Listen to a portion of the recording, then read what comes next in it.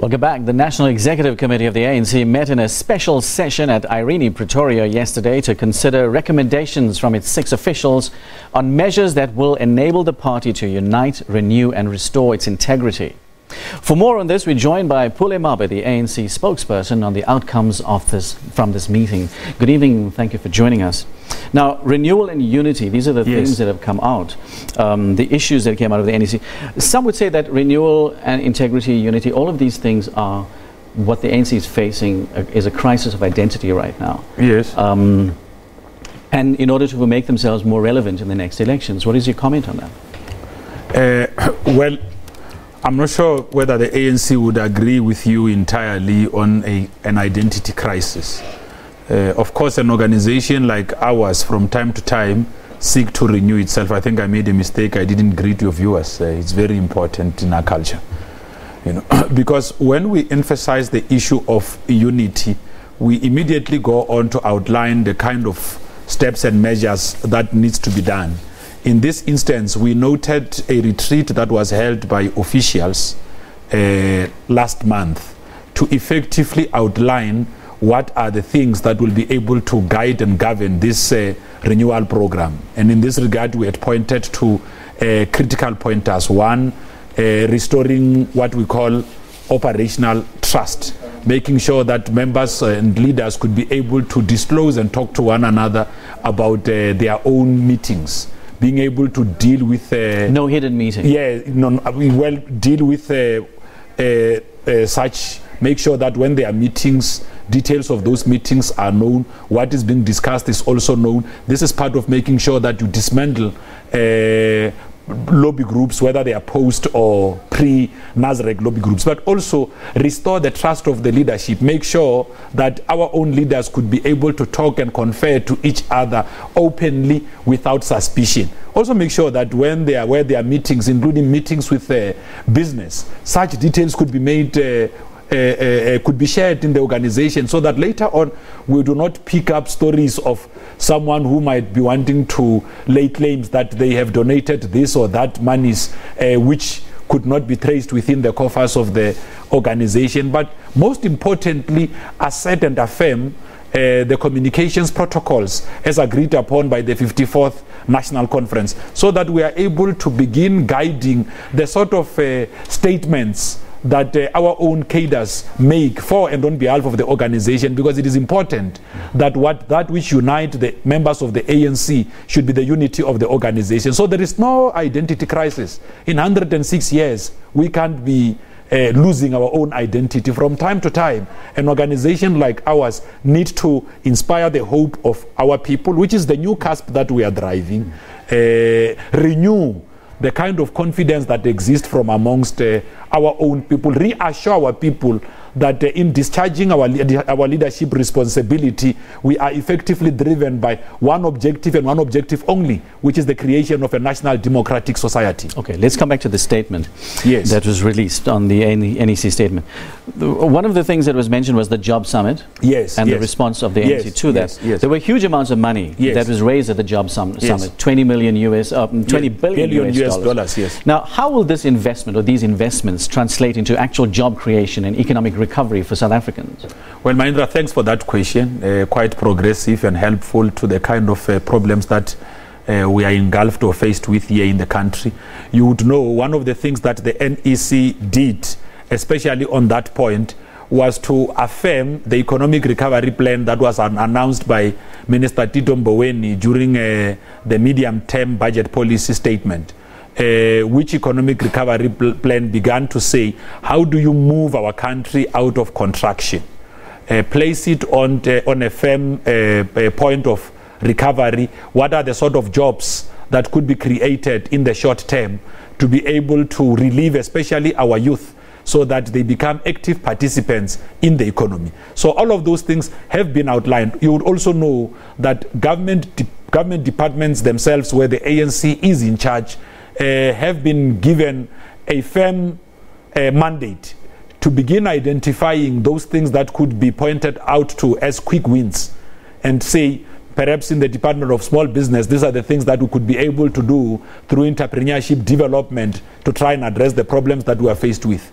And that should effectively be cutting across all the different So you have sectors. identified some of the low-hanging fruit that you can tap into. That is the expectation. Actually, the investment strike convened by President Ramaphosa in his capacity as President of the Republic sought to do that. And I think we must commend South Africans, business in this country, and those who brought different FDIs to have heeded the call in the manner that they did, and to have said that we want to play a role in the program of reconstruction and development to make sure that we make this magic country called South Africa succeed. Okay, so the other thing that I want to touch on is the presidential summit on gender violence. Yes. On gender-based violence, which Yes. happened a few days ago. Yes. So now you have 6 months, according to your NEC Yes. statement, to Correct. develop a national plan on Correct. gender-based violence. Yes. We've had some examples of double standards from government and the party. Now, for example, a woman jailed for domestic violence. Then you had officials like Deputy Minister Mduduzi Manana, no action being taken against him. Now, why the double standards? How are you going to handle this as a party? Well, This perception.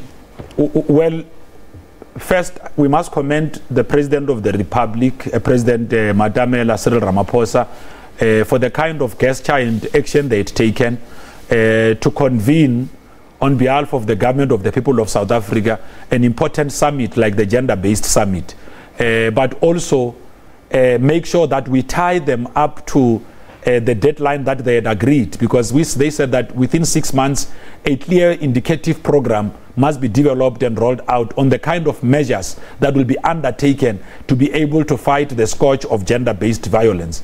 As it relates to a point that you are raising on double standards, I can assure you that the kind of cadreship that you have in the ANC is one that is humane and able to take responsibility where there could have been accusations of wrongdoing. What we saw in the case of Comrade Mduduzi Manana was to see him stepping aside from Parliament where he was a public representative. This alone was an acknowledgement on his part that I can't continue sitting as a public representative while I still have to deal with all of these issues. No one called him to account.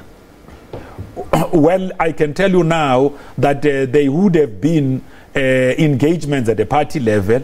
I can also tell you, for instance, in the context of the gender-based violence summit that has taken place, that there is a commitment on the part of the party to make sure that the things agreed upon, commend government where efforts are being undertaken. The fact that this this summit was convened by the President of the Republic, who is also the President of the ANC, that alone is a demonstration of commitment on the part of the party. Okay, let's and talk government. so let's talk about tackling corruption and Yes. restoring integrity. Yes. You would agree that the party and government has a huge, they've taken a huge hit on this Yes, regard. yes. Now, the ANC says it's dismayed by the VBS scandal. It's a sticking point. It stands out. Yes. With ANC members implicated in this, Yes. surely the party has suffered some disrepute, Yes. by the actions of its members. And what will the party do about its members being called to account? Well, you would know that one of the things that we did coming out of the 54th National Conference was to make sure that the powers of the National Integrity Commission are emboldened to allow it to be able to act on instances that undermine the ethical standing of the African National Congress. So that foundation has been laid. Recommendations by the Integrity Commission as it relates to issues of VBS arising out of the big bank haste report were brought up to the National Executive Committee. The NEC had agreed that for completeness and finality, that the National Working Committee should be seized with this matter, working together with the Integrity Commission, and make sure that they expedite finality on this thing. So we are the only party up to so far in this country that has come out and say these are the sort of actions that we are taking. These are the measures. We have never been shy to account and demonstrate seriousness on how we are dealing with these issues. Okay, so one of the images that stood out from the NEC meeting was Yes. the celebration of Ace Magashule's birthday party. Yes. That has, those images have gone out to all media. Now, Yes. you celebrate Ace Magashule's birthday, there's a huge cake, but no one is addressing the elephant in the room. And that is, there have been several clouds hanging over him. Why the allegations of corruption, etc., etc. Yes. Why is the party treating him with kid gloves? Well, you would agree with me here that the Secretary General of the African National Congress has actually been the first to speak where allegations or accusations are made. He has always been saying that I am available. I'm available to speak on these things and all of that. I think what we must all appreciate out there, of course it will take its own time, is that the leadership of the ANC has never been shy to say that it is willing to stand out and account wherever it is required to do so. You know, so we need to say that here is a leadership that is beginning to take a stand of greater transparency. Actually, the images you saw yesterday are one that are beginning to display a greater picture of unity from the African National Congress, something that we are making the call on in the statement, that national officials must lead the charge. You are going to start seeing a lot of those visits that are being done by the President and the Secretary General. Actually, as a simple example, officials of the ANC are going to be in the Free State Province starting from today and tomorrow. Both the President and the SG will be in Mangaung, meeting and interacting with communities. These things are important. They are a demonstration and a display on our part that we now want to go lend an ear to our people, see how best we can be able to attend to their problems without displaying any signs of arrogance. Okay, now let's talk about the biggest elephant in the room, which is in light of the allegations against Minister Malusi Gigaba. Yes. You know, you've had the sex tape video, you've had the fact that he's lied under oath about the Oppenheimer incident, that the naturalization of the Guptas, etc. Has Malusi Gigaba's conduct not brought the party into disrepute? Well, I think that the party must be allowed space to attend to all of the matters, whether those that are in the public domain or those that might be in the party's in-tray. And once the party has reflected upon these issues and feels the need to come out and make public statements, the party would effectively do so. What is important is that you must understand this, whether it's on what you are asking about or on any other matter. An organization like the ANC has got processes, and these processes are tried and tested. Okay. Thank you very much indeed, Pule Mabe, No, thank you. ANC spokesperson. We will have to leave it there. No, thanks. Thank you. Well, we're going to have some sports coming up next.